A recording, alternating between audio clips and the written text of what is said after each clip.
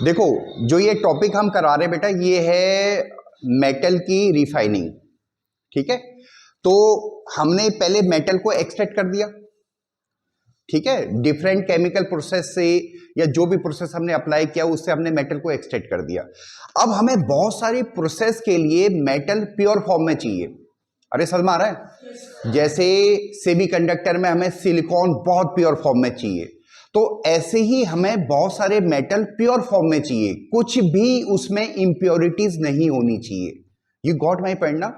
आपके 10th class में एक मेथड दे रखा है, ठीक है, इलेक्ट्रोलाइसिस वाला मेथड, इससे हम मेटल को प्योर कर रहे हैं। वैसे और मेथड भी होता है, वो 12th क्लास में आएगा आपका, वेन आर्केल मेथड और दूसरे मेथड भी दे रखे हैं, वो सब 12th क्लास में आएगा। तो अभी 10th क्लास में हमारे पास क्या है, इलेक्ट्रोलाइसिस से हम मेटल को रिफाइन कर रहे हैं, यानी प्योर कर रहे हैं, यानी अब उसमें इंप्योरिटीज अलाउड नहीं होगी। ठीक है, इसके लिए हम क्या सेटअप होगा हमारा, कॉपर का एग्जांपल ले रहे हैं हम। सबसे पहले हमारे पास पहले एक सेल है जिसको हम इलेक्ट्रोलाइटिक सेल बोलते हैं। ठीक है, इस इलेक्ट्रोलाइटिक सेल में कुछ सॉल्यूशन होगा मेरे बेटा। क्या बोलते हैं सॉल्यूशन को? इलेक्ट्रोलाइट। क्या बोलते हैं? इलेक्ट्रोलाइट। ठीक है, इलेक्ट्रोलाइट क्या होता है, ये आयोनाइज हो जाते हैं। जैसे इस केस में हम ले रहे हैं कॉपर सल्फेट। क्या ले रहे हैं? तो कॉपर 2+ और सल्फेट SO4 2 नेगेटिव। समझ में आ रहा है?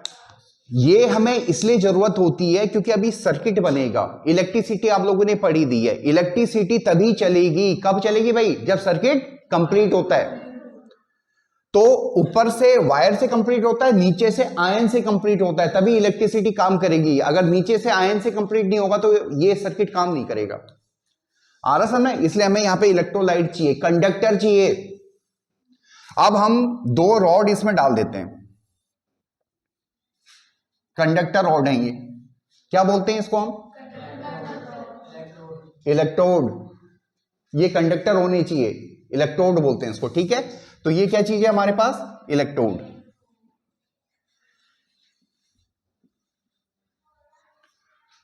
आया समझ में?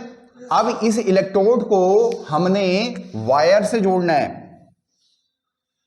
और वायर से जोड़ के यहां पे आप बैटरी से जोड़ सकते हो इसको। वैसी इलेक्ट्रिसिटी को आप यूज नहीं करोगे, वो वाली इलेक्ट्रिसिटी कौन सी? अल्टरनेट वाली, जो आपके घर में सप्लाई होती है, उसको यूज नहीं करोगे, वो यहां पे काम नहीं करता है। यहां पे हमें किस तरह का करंट चाहिए? डायरेक्ट करंट चाहिए। आ रहा समझ में? और वो यही सप्लाई करती है, जो बैटरी है हमारी, ये डायरेक्ट करंट सप्लाई करती है। अरे ये बाल को ये समझ में आ रहा है?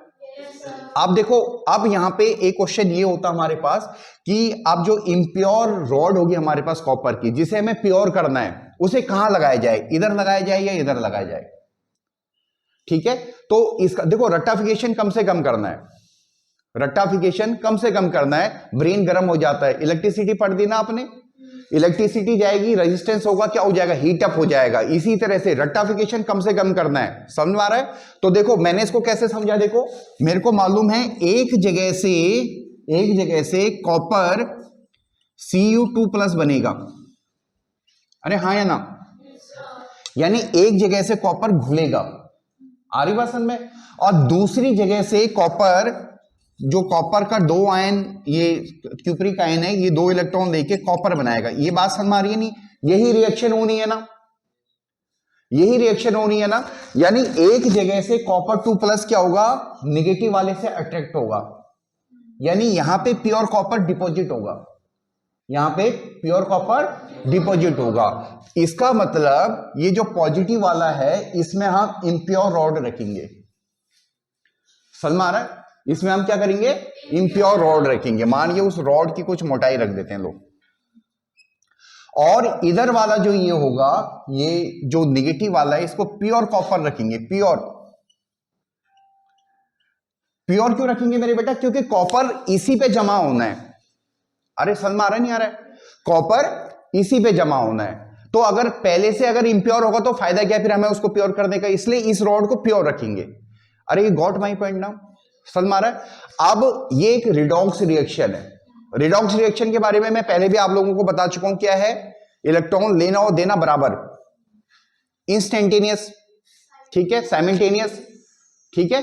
तो यहां से ये कॉपर रॉड है, देखो यहां पे क्या रिएक्शन होगी, यहां से मेरे बेटा जो कॉपर होगा ये सॉल्यूशन में घुलेगा, कॉपर 2+ और 2 इलेक्ट्रॉन जो लॉस हुआ है, यानी ये देखो कॉपर आयन बन गया, अब ये सॉल्यूशन में चला गया कॉपर आयन।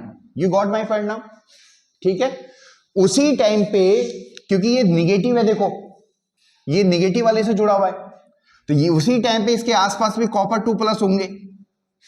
ये वाला आयन जो यहां से सॉल्यूशन में आया है, ये आयन नहीं जाएगा भाग के वहां, तो ये साइमल्टेनियस कैसे हो जाएगा? फिर तो होगा नहीं। उसके जो इधर वाली रॉड है इसके आसपास भी कॉपर आयन होंगे, वो कॉपर आयन क्या करेंगे, 2 इलेक्ट्रॉन लेके कॉपर बना के इस पे डिपॉजिट हो जाएगा। आ रहा समझ में नहीं आया? ठीक है, क्लियर है ही नहीं क्लियर है सबको? ठीक है, यही आपकी इलेक्ट्रोलाइटिक रिफाइनिंग है।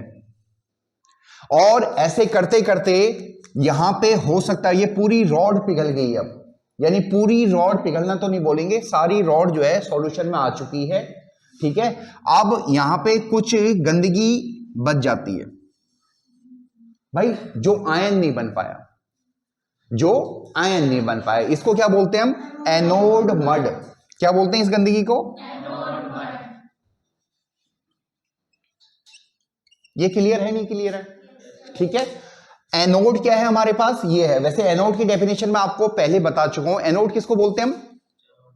जहां ऑक्सीडेशन होता है, उसका पॉजिटिव या नेगेटिव से ज्यादा कोई लिंक नहीं है, ठीक है। बट एक छोटे बच्चों को हम ऐसे समझाते हैं कि एनोड पॉजिटिव वाला होता है, तो आप हाल फिलहाल के लिए जैसा आप समझ सकते हो, जैसे बेटर होगा वैसा आप समझ लो। यहां पे ऑक्सीडेशन हो रहा है देखो, इसलिए हमने इसको क्या बोला? एनोड बोला। दूसरा क्या है? कैथोड, वहां पे रिडक्शन हो रहा है, ठीक है। और आप देखो जो मैंने तुम्हें बोला था, इलेक्ट्रिसिटी आप लोगों ने पढ़ी दी है, ठीक है।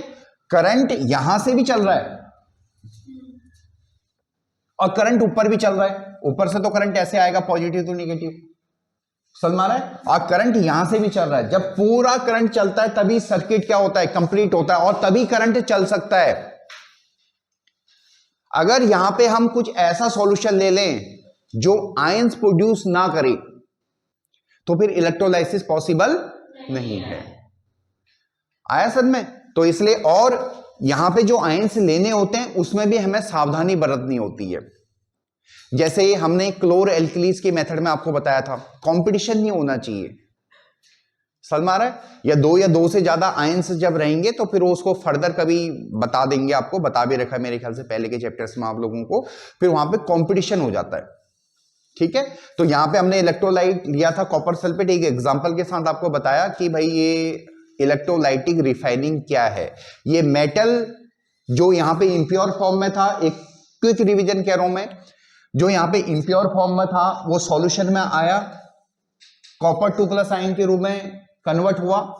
उसके बाद कॉपर 2+ आयन ने इलेक्ट्रॉन लेके कॉपर, प्योर कॉपर के रूप में वो डिपॉजिट हो गया यहां पे। अरे आया समझ में?